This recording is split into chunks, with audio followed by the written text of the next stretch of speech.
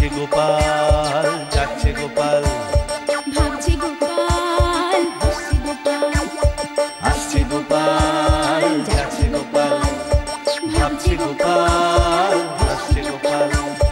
যুগের পরে যুগ কেটে যায়, মানুষ তাকে ভোলে না। যুগের পরে যুগ কেটে যায়, মানুষ তাকে ভোলে না। চলে না রে, চলে না রে, চলে না রে, চলে না, চলে না রে, চলে না রে, তাকে ছাড়া চলে না। কে সে? পরিচয় কি তার? হাসির রাজা, জ্ঞানের রাজা, রসিক রাজা গোপাল ভাঁড়। হাসির রাজা, জ্ঞানের রাজা, রসিক রাজা গোপাল ভাঁড়। হাসির রাজা, জ্ঞানের রাজা।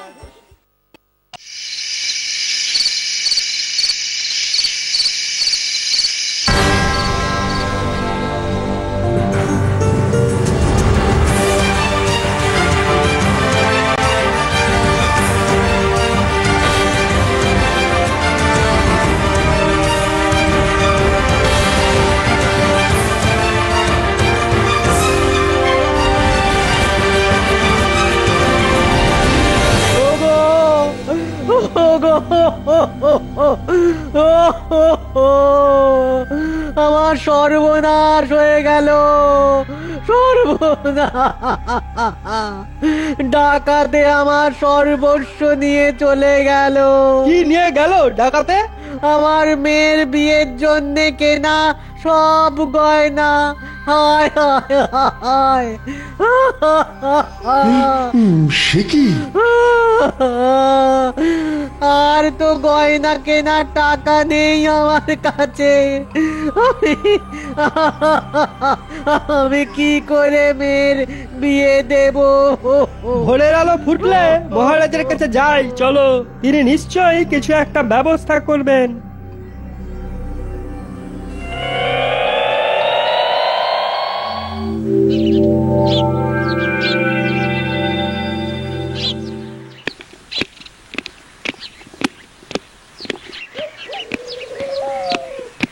মহারাজ, এ রাজ্যের ওই দুই একজন লোক আপনার সঙ্গে দেখা করতে চায়। এই সাত সকালে আমার সাথে কেন? ওদের একজনের বাড়িতে কাল রাতে ডাকাতি হয়ে গেছে মহারাজ। ডাকাতি? কি সর্বনাশ! যাও যাও, এক্ষুনি নিয়ে এসো। ডাকাতি ডাকাতি ডাকাতি! এই কৃষ্ণনগরে ডাকাত! কার এত সাহস? তবে কি যোগু ডাকাত আবার ফিরে এলো? কার বাড়ি ডাকাতি হয়েছে? আগে আগে আমার বাড়িতে হুজুর, আমার বাড়িতে ডাকাতে আমার মেয়ের বিয়ের সব গয়না নিয়ে চলে গেছে। কজন ছিল ওরা? আগে আগে 5 জন। কাউকে চিনতে পেরেছো? ওদের সকলেরই মুখ কালো কাপড়ে ঢাকা ছিল। ওর মেয়ের বিয়ে এখন কি করে হবে মহারাজ? আমার তো আর নতুন করে গয়না কেনার কোনো সামর্থ্য নেই হুজুর। ও সব নিয়ে চিন্তা করো না, গয়না আমি কিনে দেব। মহারাজের দয়ার শরীর, মহারাজের জয় হোক। মহারাজের জয় হোক। হ্যাঁ, তোমরা এখন এসো।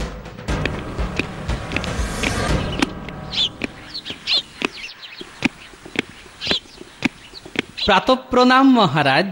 আর প্রাতঃপ্রণাম। এদিকের খবর শুনেছো তো? কাল রাতের ডাকাতির কথা বলছেন তো? সে খবর শুনেই তো আপনার কাছে ছুটে এলাম মহারাজ। গোপাল, অনেকদিন তো এই চুরি ডাকাতি বন্ধ ছিল, নতুন করে এসব শুরু হলে তো এত চিন্তা করবেন না মহারাজ। ভোর রাতে খবরটা শোনা মাত্র সেনাপতিকে নিয়ে আমি ছুটে এসেছি। খুব ভালো করেছো। এখন এইসব ডাকাতি কি করে বন্ধ করা যায় সেই ব্যবস্থা করো। সে ব্যবস্থাও আমি করে ফেলেছি। মনে রাখবেন, প্রয়োজনীয় কাজ আমি কখনো ফেলে রাখি না। এই সেনাপতি, বলো না, মহারাজকে বলো আমি তোমাকে কি করতে বলেছি।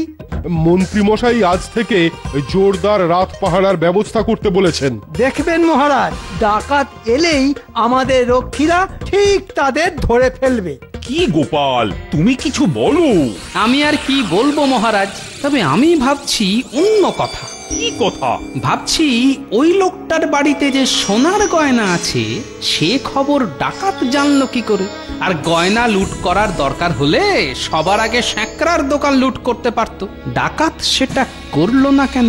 গোপালের এই এক বড় দোষ মহারাজ, সব সময় ধান ভাঙতে শিবের গীত গাইতে শুরু করে। আমাদের এখন সবচাইতে আগে দরকার রাত চৌকি বসিয়ে ডাকাতি বন্ধ করা।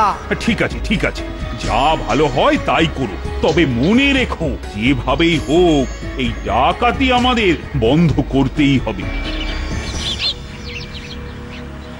আরে কৃষ্ণনগরের ধনী ব্যবসায়ী গোবিন্দরাম মদন সাকরার দোকান থেকে থলি হাতে বেরিয়ে আসছে, তার মানে নিশ্চয়ই সোনার গয়না কিনেছে। গোবিন্দরাম চলে গেল, আমাকে এখনো মদন সাকরার দোকানের উপর লক্ষ্য রাখতে হবে। আমার অনুমান যদি সত্যি হয়, মদন সাকরা যে দোকান থেকে বেরিয়ে এসে এদিক ওদিক তাকাচ্ছে। মনোহর, আমি একটু আসছি, দোকানটা একটু দেখো। হ্যাঁ ঠিক আছে বাবু, ঠিক আছে। যা ভেবেছি তাই। এবার তো তাহলে ওর পিছু নিতে হয়।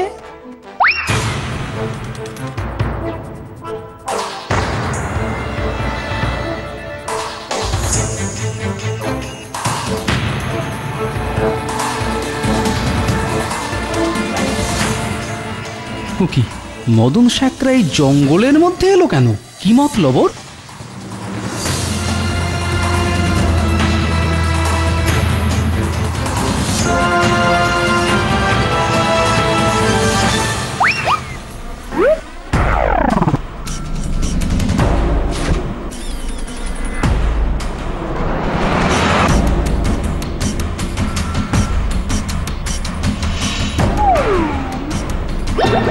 বাবা, মদন সাকরা ভাঙা মন্দিরের দিকে যাচ্ছে কেন?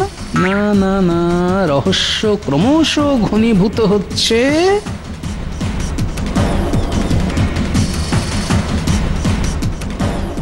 জগো, হ্যাঁ জগো। কি ব্যাপারে মদন শেখরা, নতুন কোনো খবর আছে নাকি? আছে আছে, জবর খবর আছে। কৃষ্ণনগরের ধনী ব্যবসায়ী গোবিন্দরাম আজ আমার দোকান থেকে 100 ভরি সোনার গয়না কিনে নিয়ে গেছে। কি খবর শোনালে গো? তাহলে আর দেরি নয়, আজকালের মধ্যেই কাজটা হাসিল করে ফেল। কাল মঙ্গলবার, ভালো দিন, কালী মায়ের নাম নিয়ে কাজটা সেরে ফেলবো। আর খবর দেবার জন্য আমার ভাগটা পাবে পাবে বাঙালি, পাবে। বড় খবর যখন দিয়েছো তখন বড় ভাগই পাবে।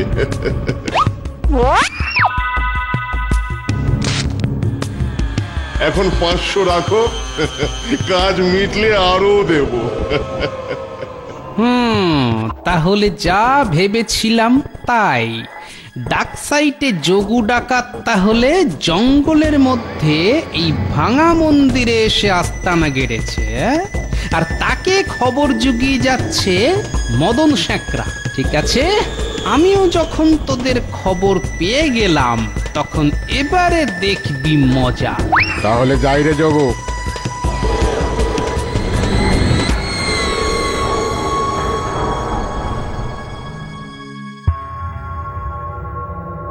কি ব্যাপার মহারাজ, হঠাৎ সাত সকালে ডেকে পাঠালেন কেন? কোথাও কি কিছু গন্ডগোল হয়েছে? শোনো সেনাপতি, আজ রাতে খুব গোপনে গোবিন্দরামের বাড়ির ওপর নজর রাখতে হবে। কেন মহারাজ? গোবিন্দরাম কাল অনেক টাকা সোনার গয়না কিনেছে, তাই আমার মনে হয় আজ রাতে ওর বাড়িতেই ডাকাতি হতে পারে। ঠিক আছে, রক্ষীদের নিয়ে আমি নিজে রাত পাহারায় থাকবো। তবে খুব গোপনে, কারণ 5 কান হলেই কিন্তু ডাকাতরা সাবধান হয়ে যাবে। লোকজন নিয়ে আমি এমন ভাবে লুকিয়ে থাকবো যে ডাকাত কেন, ডাকাতের বাবাও টের পাবে না। হ্যাঁ, তাহলে তাই করো। তবে ডাকাতি করতে আসা ডাকাত দলকে আমি হাতে নাতে ধরতে চাই, দেখতে চাই যে কার এত সাহস যে আমার রাজ্যে ডাকাতি করতে আসে। সেনাপতি মশাই, ও সেনাপতি মশাই, আরে রাত গড়িয়ে যে দিন হতে চললো, কই কই ডাকাতদের তো আর দেখা নেই। তাই তো দেখছি। মহারাজ কি শেষে ভুল খবর পেলেন? তাহলে কি করব, ফিরে যাব? না না, ভোর অবধি অপেক্ষা করতেই হবে। ওই আসছে, সকলে তৈরি হও।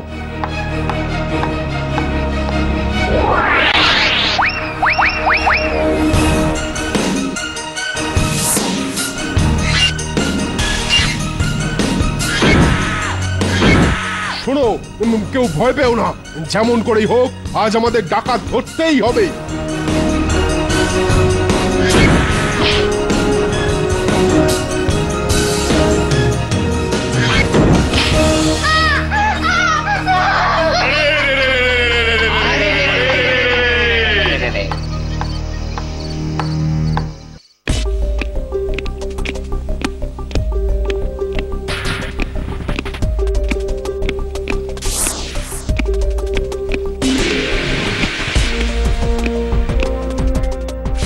না না না, এভাবে কিছুতেই চলতে দেওয়া যায় না।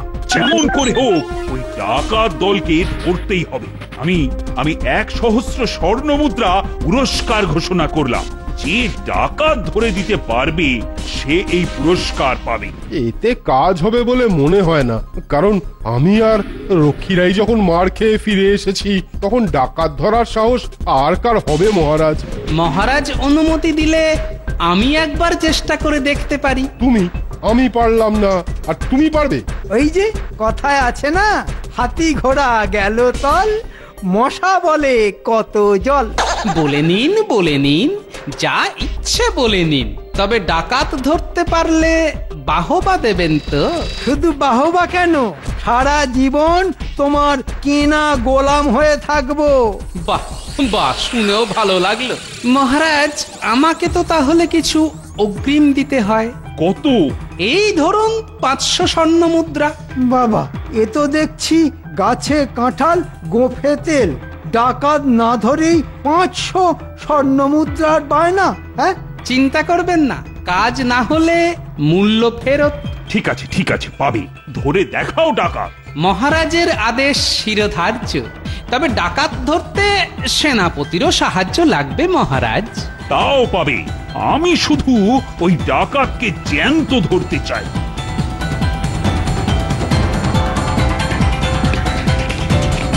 আগে গোপাল বাবু যে, আসুন আসুন। তা কি মনে করে? ভালো কিছু গয়না আছে, মানে ওই মোটা মোটা বালা, সাতনলি হার, কোমরের বিছে। থাকবে না কেন, যেমনটি চাইবেন পাবেন। দেখাচ্ছি। মনোহর, শোনো, ভালো গয়নার বাক্সটা একটু নিয়ে এসো তো দেখি। এই দেখুন। মদন শেখরা, এবার তুমি পড়বে কলে। কি পছন্দ হয়েছে? হ্যাঁ, বাহ, খুব সুন্দর, খুব পছন্দ হয়েছে। হ্যাঁ, তুমি তাহলে এগুলো সব বেঁধে ছেদে দাও। দামের জন্য চিন্তা করো না, যা চাইবে তাই পাবে। তা এগুলো কার জন্যে কিনছেন? আমার গিন্নির জন্যে।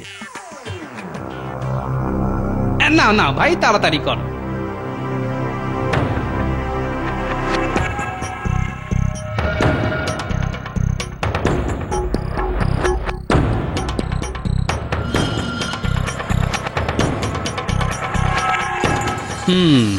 শেখরা বেটা যোগু ডাকাতকে খবর দিতে দৌড়লো। ঠিক আছে, খবর দিয়ে আয়। তারপর তোরা নিজেরাই খবর হয়ে যাবি। গিন্নি, ও গিন্নি গো। হ্যাঁ গো, দেখো বুড়োর আদিক্ষেতা দেখো, এমন সোহাগ করে ডাকার কি আছে? বয়স কি দিন দিন বাড়ছে না কমছে?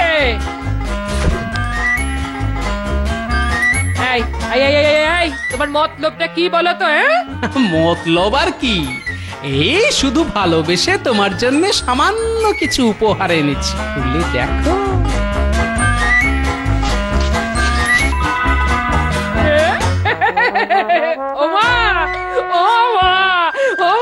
কোথায় যাও গো? হুট করে আমার জন্য এত আনন্দ যে আমার ধরে না গো। ওই যে বললাম ভালোবেসে। আসলে তোমাকে তো কোনোদিন তেমন গয়না টয়না কিনে দিতে পারিনি। তুমি বসে বসে গয়না পরো, আমি চট করে একটু ঘুরে আসি। কিরে, যা বললাম সব ঠিকঠাক করতে পারবি তো? খুব পারবো। তেমন হলে সারা রাত জেগে বসে থাকতে হবে কিন্তু। ওসব নিয়ে তুমি কিছু চিন্তা করো না দাদু, দেখোই না আমরা কি করি। আমরা এবার সকলকে দেখিয়ে দেব, ছোট হলেও আমরা কারো থেকে কম যাই না। একেবারে ঠিক কথা। গুলটে, তোর গুলতিটাও নিয়ে নিবি। সাব্বাস, এই তো চাই। শুধু মনে রাখবি, আমি হরি হরি মরি মরি বললেই বাকিটা আর বলতে হবে না, ও আমরা বুঝে গেছি। শুনুন সেনাপতি, রাতের অন্ধকারে আপনি আমার বাড়ির কাছাকাছি ওঁত পেতে বসে থাকবেন, আর আমি যেই বলবো মারে হরি রাখে কে, আপনি অমনি ঝাঁপিয়ে পড়বেন। শুধু কি ঝাঁপিয়ে পড়বো, এমন মার মারবো না যে হাড়গোড় সব ভেঙে দেবো। বেটাদের এত সাহস, আমাদের মেরে পালিয়ে যায়। হ্যাঁ, তাহলে ওই কথাই রইলো, আমি চললাম, আমার এখন অনেক কাজ। ঠিক আছে, এসো। তবে চিন্তা করো না, আমি যথা সময় যথাস্থানে পৌঁছে যাব।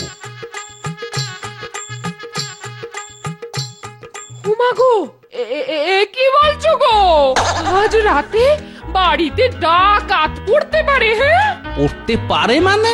আমার ধারণা পড়বেই। ওরে ওগো, তাহলে কি হবে? ওগো, ডাকাত এসে যদি আমার সব গয়না নিয়ে চলে যায়? খেপেছো? অতই সোজা নাকি? আমি আছি কি করতে? তুমি কি করবে?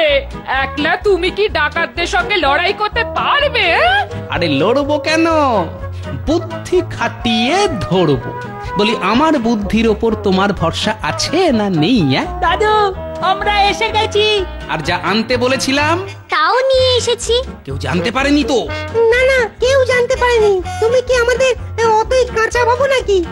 না না, তোদের উপর আমার যথেষ্ট ভরসা আছে। ওপরে খড়ের শাড়ি, ভেতরে পাকানো দড়ি। হরি হরি মরি মরি।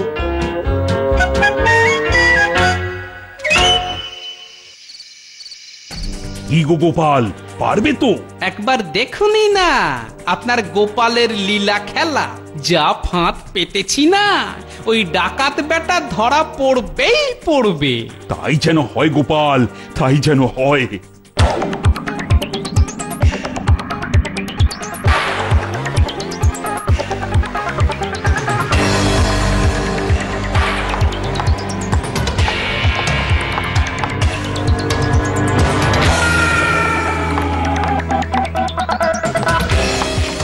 সুমন্ধির পোড়া তাহলে এসে গেল। হরি হরি মরি মরি।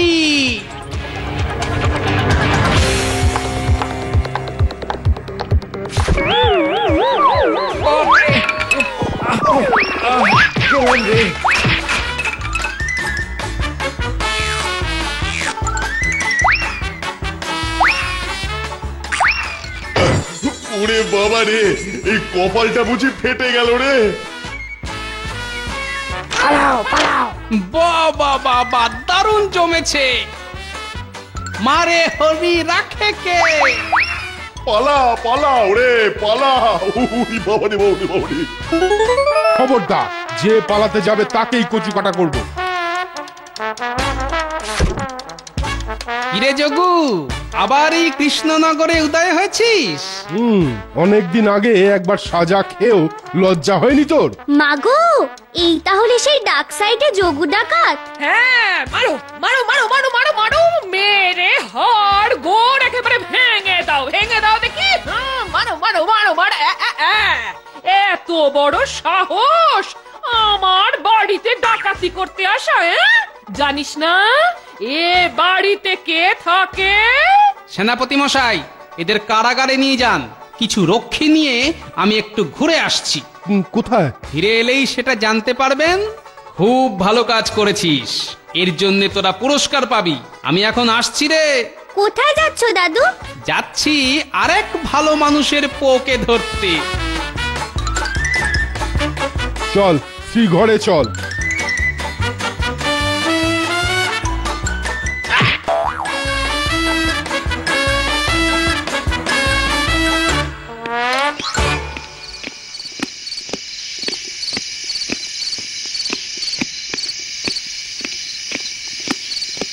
মদন, মদন ভাই, ও মদন শ্যাকরা,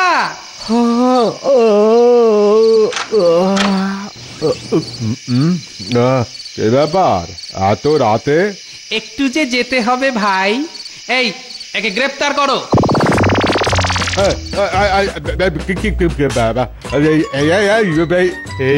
এসব কি হচ্ছে? আমাকে আমাকে গ্রেফতার করতে কেন? মহারাজের কাছে নিয়ে গিয়ে একটু দুধু ভাত খাওয়াবো ভাই, চলো।